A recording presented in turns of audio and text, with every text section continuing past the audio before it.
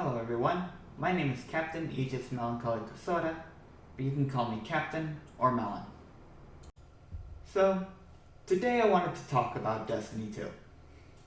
As we all know, it's Season 16, and Guardian Games is right around the corner. I have some complaints about Guardian Games that I wanted to talk to you about, namely the reward for the winning class. As we all know, the former winners of the previous Guardian Games is on a tiny statue in the tower. But I think I can say comfortably that we were all expecting something a little bit bigger, maybe something a little more tangible. I'd like to say a couple of things about some possible rewards. Now, let me start by saying class-specific loot is nothing new when it comes to Destiny. We had class-specific legendaries and exotics in the Gunsmith quest in Destiny 1. We had legendary swords when Destiny 2 came out that got refashioned in Season of Opulence, and remade again in Season of the Splicer. And now we have a class-specific exotic glaze in the Witch Queen. I think we can do this again, but as rewards for the class who wins Guardian Games. I have a handful of suggestions, one of each element for each class. Now, before I talk about Guardian Game weapons, I need to talk about their origin traits. All of these weapons has a Guardian Games origin trait, a synergy to go with their class. To put it simply, for everyone in the fire team using the same weapon, the amount of laurels increases. Let's say, for example, 2 Titans are using weapons with Titan synergy.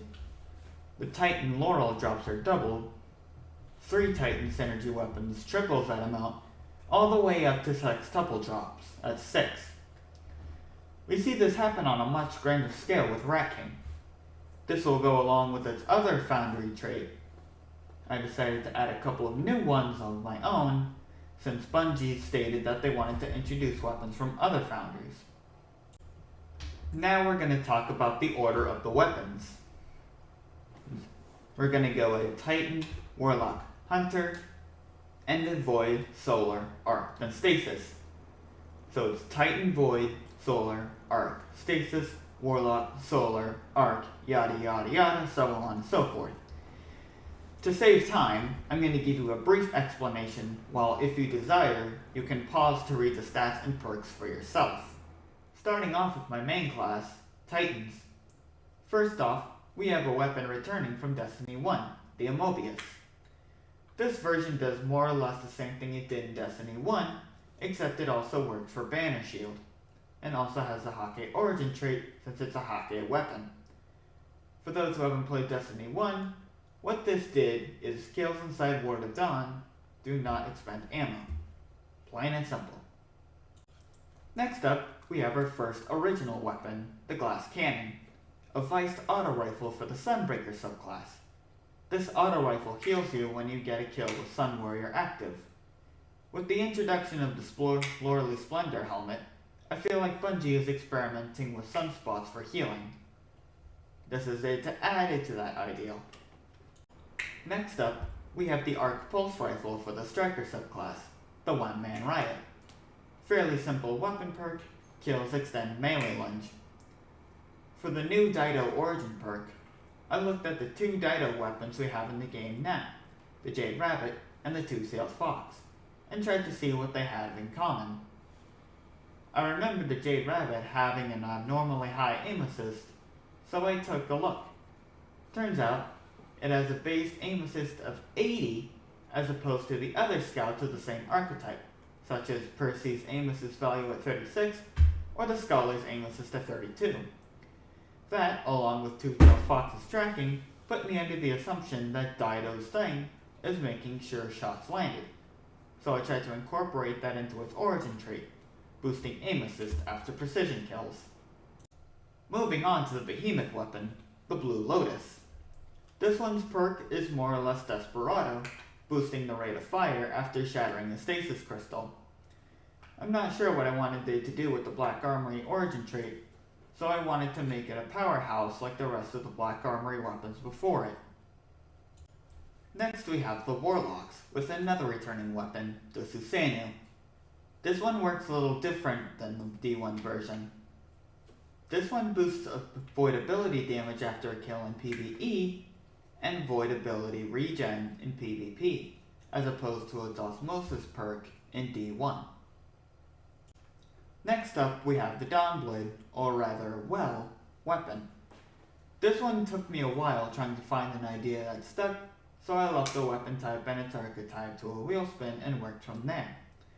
This one is about having your teammates stick by you and values team play.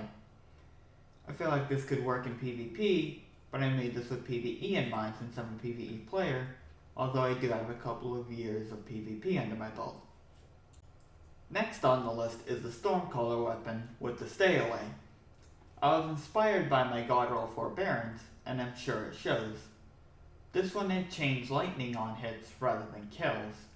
Once again, we have a new origin perk in the form of Crux Lomar. This one massively increases blast radius for a couple seconds after a kill. Next up, we have the Shadebinder legendary, the One at a Time. This one is a Suros 140, which I know is very love them or you hate them in the Destiny community.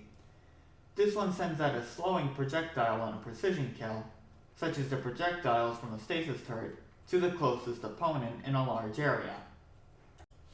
Finally, we have the former Guardian Games winners, the Hunters. This is the third returning weapon with the Still Piercer. This one works more or less the same as in Destiny 1.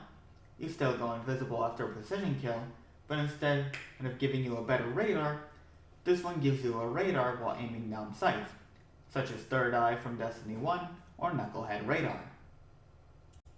Next weapon is for the Gunslinger, the Gunslinger's Fury.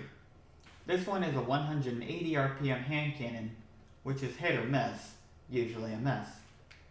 This one has the Hot Streak perk that sets targets ablaze after rapid precision hits. This one has the last new origin trait with Tex Mechanica. This one gives bonus accuracy and faster walking speed when firing from the hip. Next up is the Arcstrider's Suros Sidearm, the One Way or Another.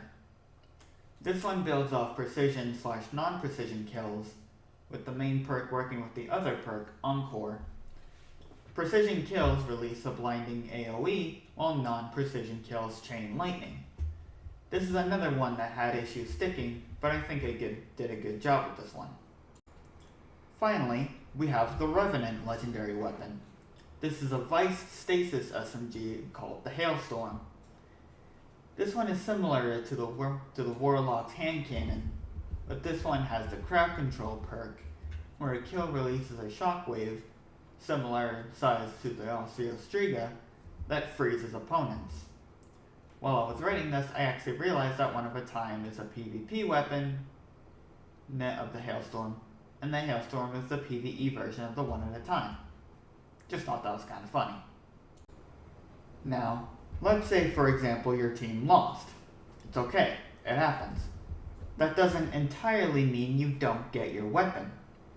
You could hold off and win next year, or you could buy your weapon from the exotic kiosk. Of course, that's after you pick up your reward on the winning class you didn't use. I encourage you to come up with a few subclass specific weapons of your own, so we could make this an actual thing. Of course, we had Heir Apparent the first year, the Heir Apparent Catalyst last year, and the new exotic this year, but you could get those whether you're class 1 or lost. And it all changed on gun with a symbol I'm sure nobody looks at. So I encourage you to help this video get seen, and most importantly, I want to hear what you think, so leave some suggestions in the comment below on some ideas of your own. Of course, you know what to do by now. Like, subscribe, you know the drill. Follow me on Twitch, twitch.tv/melancholycresoda. Follow me on my Twitter @melonthebadger, and join my Discord to meet more people to share a brain cell with. But that's all from me for now. Stay safe, stay hydrated, take your meds, and of course, always remember to heist responsibly.